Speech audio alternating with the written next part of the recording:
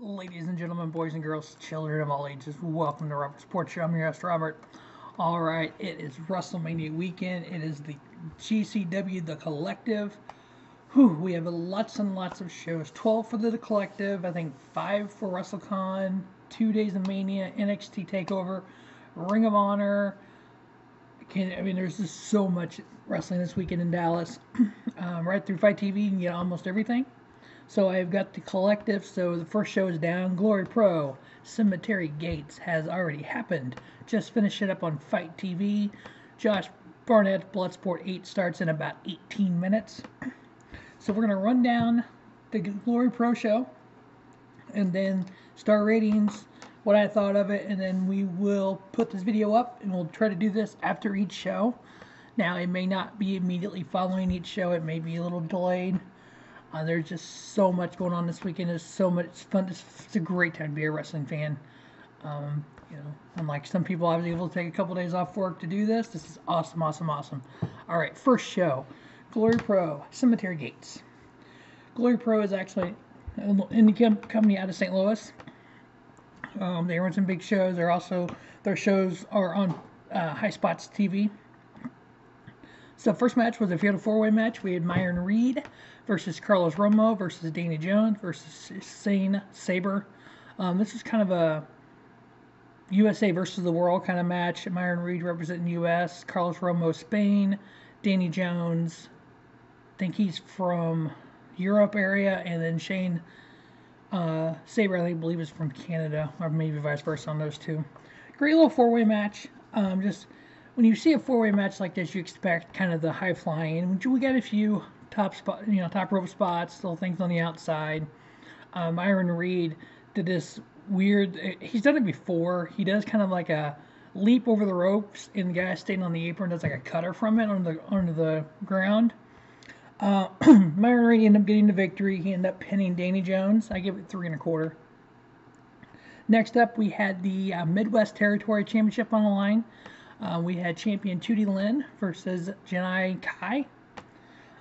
Decent little match. Tootie Lane and Janai Kai both have appeared on AEW Dark. And Tootie Lane's also appeared on NWA recently. Nice little match. It was about 6.5 minutes long. Tootie Lane retaining her Midwest Territory Championship. I gave it 2.5. Next up, we had an intergender match. We had Jake Something versus Max the Impaler. Max the Impaler, I would kind of put her in the same category as like an Awesome Kong, and not even a Nia Jax, but more of the Awesome Kong-ish, where it's kind of a niche of what she can do, and just the power she has, the fact that she can go in there versus a Jake Something, she can go in there versus insert any Allie, Katch, any independent wrestler here. Have a decent match. This match was about 9.5 minutes. Jake Something got the victory. I ended up giving it 2.5. It was okay. It was watchable. Next up, we had the United Glory Tag Team titles on the line in a Fatal 4-Way. We had champions The Hustle and Muscle, Karam and Xavier Walker versus Alpha Omega. Cameo Jackson and Kenny Alfonso versus Fly Def, Warren Johnson and Zach Mason. Fly Def is a team that was trained by Booker T in Reality of Wrestling. So if you follow them on their YouTube page, you can see this tag team in action. Great little tag team. Technical Difficulties, Moses the Destroyer, Ibrahim De La Soud. For, I would say, kind of more of a high-flying tag teams. But if you look on the kind of the indies, these are kind of for the up-and-coming teams. Great little match. The Hustle and Muscle Karam and Xavier Walker got the retain here. Almost 7-minute match. I wish this match would have got more time. This match would have been great, about 10 to 15 minutes, and got a little bit more action going on with it. But I ended up giving it 3.5. Nice little retain by Hustle and the Muscle. Next up, we had Allie, Katch and Laynie Luck in a submission match. They've been feuding a little bit in Glory Pro, which I do follow Glory Pro quite a bit. They've had several matches that's ended in DQ. They've ended in kind of countouts and stuff. So this was a submission match, no DQ. So you could not even if you had a submission on in the ropes, it was a no DQ match. They gave it 11 minutes. It was a pretty good match. Watching two ladies that are this talented going in the submission match, it was kind of neat, I thought. I really enjoyed it a lot. Allie Katch getting the victory with a kind of a scorpion line. I mean, it's kind of one of the, what the heck is that? Technical terms of moves I'm not really, great at. Kind of the scorpion deathlock that Sting uses. Kind of that, what's it called? I can't think of the actual name of it. Lion Tamer, Jericho calls it. But getting the submission victory in the ropes, I give it 3 1/4. Next up, we had a tag team match. We had No Remorse Corpse reuniting after about 10 years. Davey Richards and Rocky Romero going up against Grindhouse, or formerly known as Besties in the World, Davey Vega and Matt Fidget. Over the last 2 or 3 years, in AAW and Glory Pro, can't think of what other company they work for. The Besties in the World, Davey Vega and Matt Fidget, kind of broke up. They were feuding, kind of doing their own separate thing. Now they're back together, known as the Grindhouse. It's kind of the heel version of Besties in the World. But this match was really good. Davey Richards, Rocky Romero, two world-renowned superstars out there.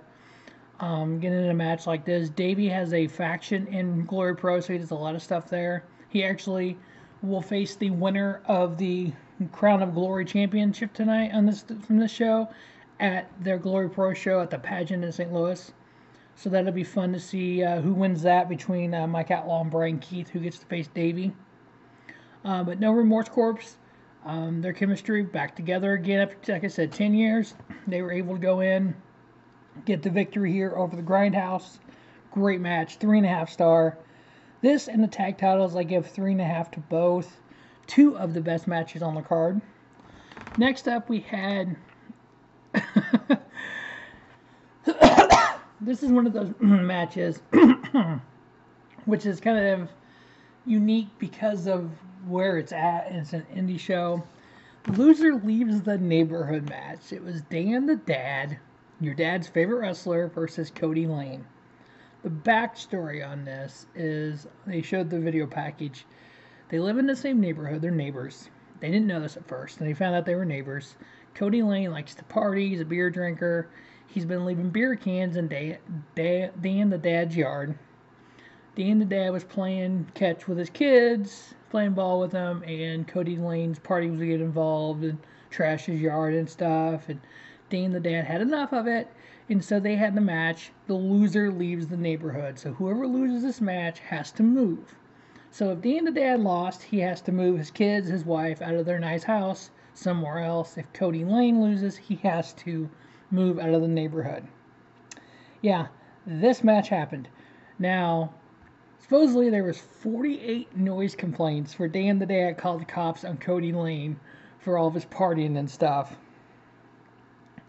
So this match is one of those kind of gimmick type matches. It's kind of like, it's there, it's funny. The backstory is like, are you serious right now? It's like the average person, I could see the average person dealing with this kind of deal. But yeah, Dan the Dad, after about 10 minutes, ended up getting the victory here. I give it 3 stars. So Kody Lane has to move out of the neighborhood. Next up, to me, it was the match of the card. This is the best match here. It was Josh Alexander, former Impact Wrestling World Heavyweight Champion, versus Warhorse, former IWTV Heavyweight Champion. Yeah, Josh Alexander, just one of the, I would say, best in the world right now, to be honest with you. This match was a great match here. Both the guys did, the mat wrestling that they both are known for. Josh Alexander, 13.5 minutes, almost 14-minute match, ended up getting the victory. I give it 3 3/4. If I had to pick one match from this card for somebody that didn't watch this to go watch, that's this match right here. And then even the tag match, the tag title match, the four-way. And then our main event was the Crown of Glory Championship. Mike Outlaw, champion, versus Texas's Bryan Keith. Bryan Keith wrestles with Texas Pro Wrestling, our new Texas Pro Wrestling, Reality of Wrestling, which is Booker T, trained there. His first Glory Pro match. The winner of this will go on to the next Glory Pro show, which will be in St. Louis at the Pageant Theater, and will face Davey Richards for the Crown of Glory Championship. Mike Outlaw got the victory here. Bryan Keith, if you're new to him, you've never seen him before, he reminds me of like a Bradshaw type, a Farouk type, that kind of, you can tell he's from Texas. You can tell what kind of, he's that kind of catch-as-catch-can, brawler kind of guy. But Mike Outlaw getting the victory here. I give it 3 1/4. It's about 14.5-minute long match. Good show. First 9 matches of the collective. Can't wait for the rest of the show. Like I said, in 8 minutes we have Josh Barnett's Bloodsport 8 starting. And then also on Peacock during that time will be the NXT UK show for the week. So yeah, not only do we have the collective going on, we have regular old wrestling going on. So today we have the AAA invades WrestleCon, Impact Wrestling's weekly show, and then we have Joey Janela's Spring Break 1, WrestleCon Mark Hitchcock's Memorial Super Show, and then at midnight we have Planet Death. Tomorrow, a ton of shows all day, same with Saturday, and everything will be capped off on Sunday night with WrestleMania Night 2. It's a fun weekend to be a wrestling fan. Like I said, I'm going to do as many reviews as I can right here. But as always, thanks for watching Robert Sports Show. Don't just have a great day. Have a spiffy day. Robert Sports Show, your YouTube leader in sports channel content. Hope you enjoy the collective. Thanks for watching.